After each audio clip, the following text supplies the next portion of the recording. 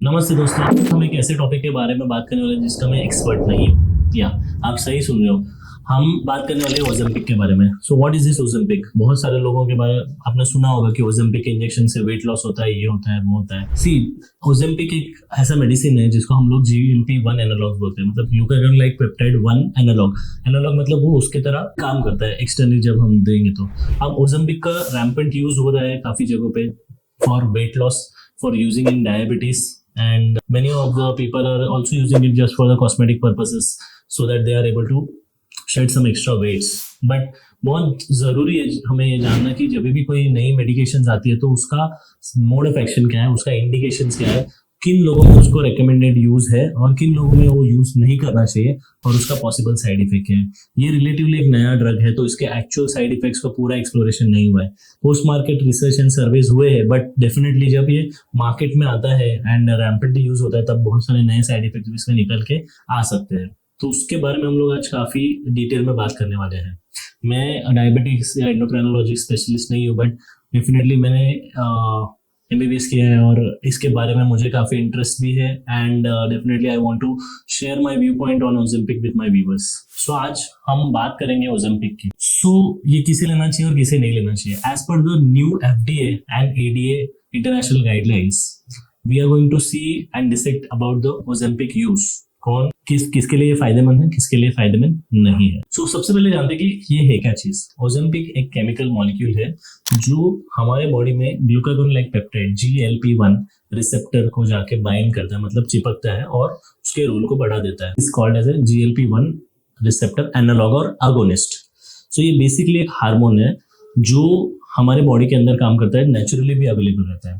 ठीक है, अब इसका काम क्या है इस हार्मोन्स का? जो नॉर्मली GLP-1 जो होता है, हम हमारे बॉडी में जब हम खाना खाते हैं, उस खाना खाने के बाद जब हमारा स्टमक फुल होता है या फिर जो feeling of sensation of fullness आता है, उस समय पे ये GLP-1 रिलीज होता है एंड ये हमारे ब्रेन को और हमारे इंटेस्टाइन को मैसेजेस देता है कि you have had enough food.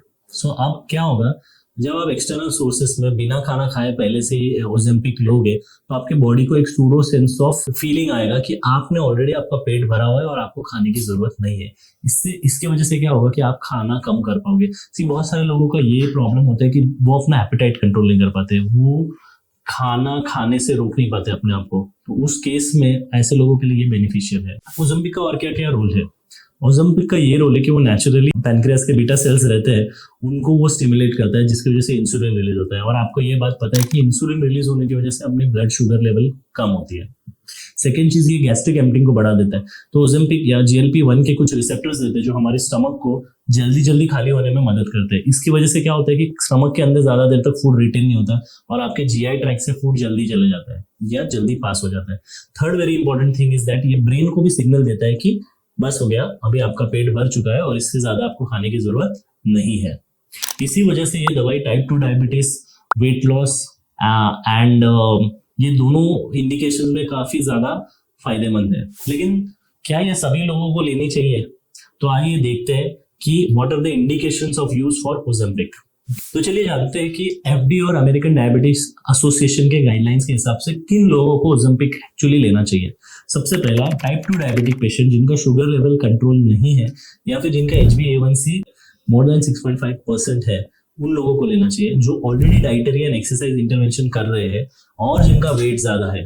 तो ये बहुत इंपॉर्टेंट चीज है। एक अगर बहुत ही लीन डायबिटिक है, इसी डायबिटीज होने वाला जरूरी नहीं है कि ज्यादा मोटा हो इंसान या जिसका BMI हाई हो।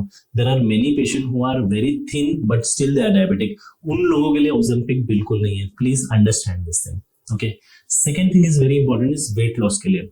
सो वेट लॉस के अंदर इसका एक थोड़ा हायर डोज होता है जो बहुत ही स्पेसिफिकली एंडोक्राइनोलॉजिस्ट या फिर वेट लॉस सर्जन्स या बेरियाट्रिक सर्जन्स जो रहते हैं वो इसको रेकमेंड करते हैं। BMI अगर मोर देन 30 हो या फिर मोर देन 27 का BMI हो, प्लस आपको कोमोर्बिडिटीज हो जैसे कि ब्लड प्रेशर, कोलेस्ट्रॉल या स्लीप एपनिया हो, तभी भी ये ओज़ेम्पिक इंडिकेटेड है। अगर आप इन कैटेगरीज में नहीं आते हो तो ओज़ेम्पिक आपके लिए नहीं है। लेकिन अगर आप इन कैटेगरीज में आते हो तो आपका ओज़ेम्पिक का use from medical practitioner definitely justified है। अब चलिए जानते हैं कि किन लोगों को एब्सोल्युटली ओज़ेम्पिक लेना नहीं चाहिए। सबसे पहली चीज, ओज़ेम्पिक कुछ लोगों के लिए बहुत डेंजरस हो सकता है। इन लोगों में ही ओजेम्पिक को हम लोग को डेफिनेटली अवॉइड करना चाहिए। सबसे पहला कि अगर आपको फैमिलियल थायराइड कैंसर की हिस्ट्री हो, yes there are certain types of thyroid cancer which are called as medullary thyroid cancers. उन लोगों के केसेस में it is absolutely contraindicated, means there is a black box warning from the FDA not to take Ozempic in this patient. Similarly, medullary thyroid cancer का एक syndrome आता है जिसको हम बोलते हैं MEN2 syndrome, multiple endocrine neoplasia type 2 syndrome. Again, in those patients also there are various other cancers also.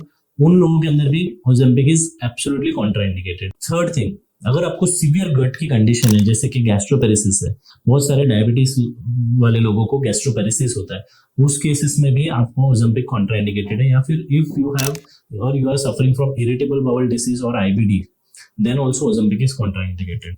अगर आपको पैनक्रेटाइटिस है या क्रॉनिक पैनक्रेटाइटिस है या फिर repeated attacks of acute pancreatitis हो चुका है, then also Ozempic is known to cause increase in the pancreatitis risk and definitely in pregnancy and breast feeding में।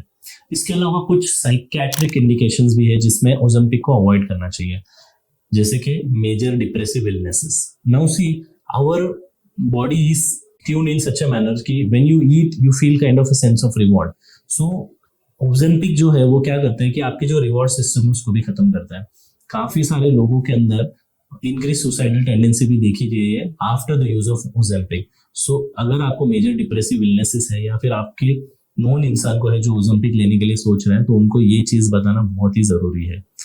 लास्टली, अगर किसी को क्रॉनिक किडनी डिसीजेस है या एडवांस स्टेज रीनल डिसीजेस है, उन लोगों के अंदर भी ओजेम्पिक की कॉन्ट्राइंडिकेशन है। डेफिनेटली एक बात बहुत इंपॉर्टेंट है यहाँ पे जानना कि Ozempic is having a very big market in the US and in the world, but it is not meant for everyone.